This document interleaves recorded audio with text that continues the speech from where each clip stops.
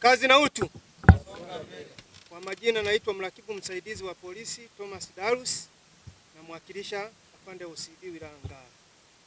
Kwanza kabisa ningependa kuwapongeza wananchi wa Nyamiaga kwa namna tunavyoshirikiana kwenye masuala ya ulinzi na shirikishi.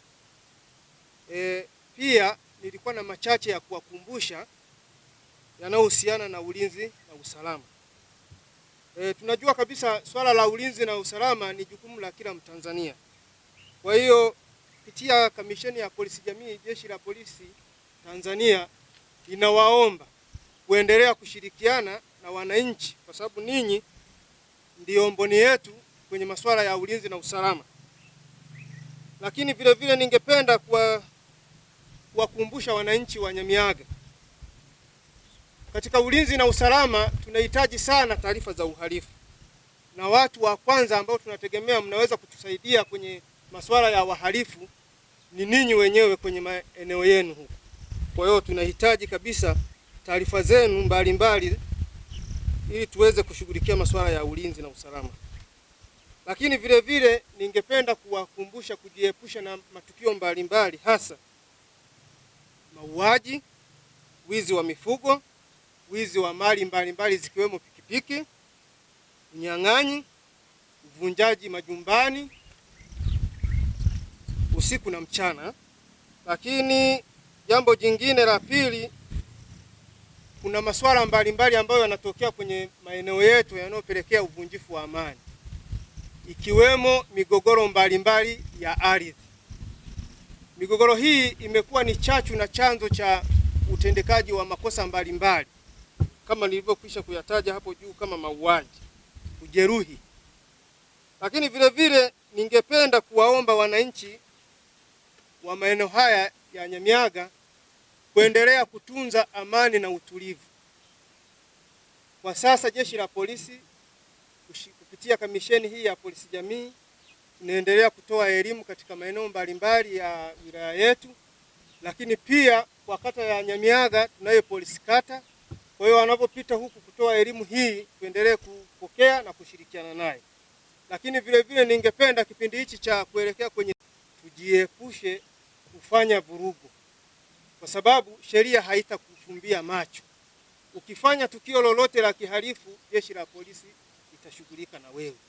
Lakini vile vile niwakumbushe hawa waendesha pikipiki maarufu kama bodaboda au maafisa usafirishaji, kumekuwa na tabia ya kwenda kuegesha pikipiki zetu kwenye vituo vya mafuta. Hii ni hatari, na endapo inaweza kutokea tatizo lolote aidha la moto, tunaweza tukasababisha vyombo vyetu vingi vikateketea. Kwa hiyo sasa ni jukumu la kila mmoja kuhakikisha kwamba hatuendi kuegesha pikipiki zetu au kulaza kwenye vituo vya mafuta. Unaelewa na ndugu zangu? Lakini vile vile niwakumbushe wananchi wote, tunalo dawati la jinsia la polisi, linapokea malalamiko na matukio mbalimbali ya ukatili kwa jinsia zote.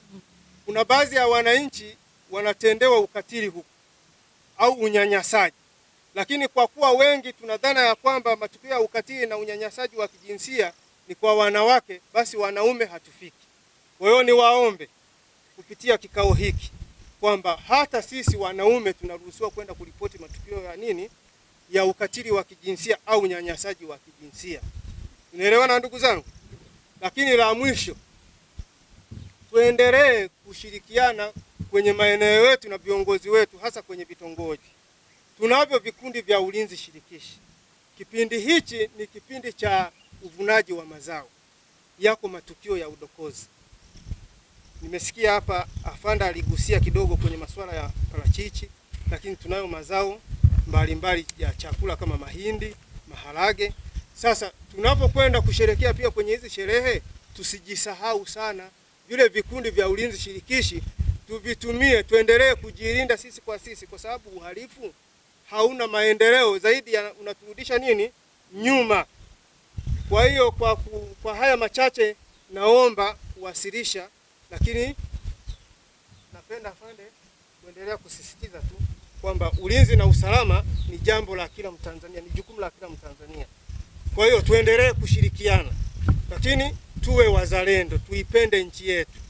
Yamezungumzwa mengi huku, kuna wahamiaji haramu, lakini kwenye wahamiaji haramu pia kuna watu ambao si wazuri. Kuna majambazi yanatoka nje huko yanakuja yanavamia kwetu. Kwa hiyo tunapotoa taarifa za wahalifu, mjue kabisa tunaimarisha usalama wetu na amani kwetu. Mnaelewana ndugu zangu?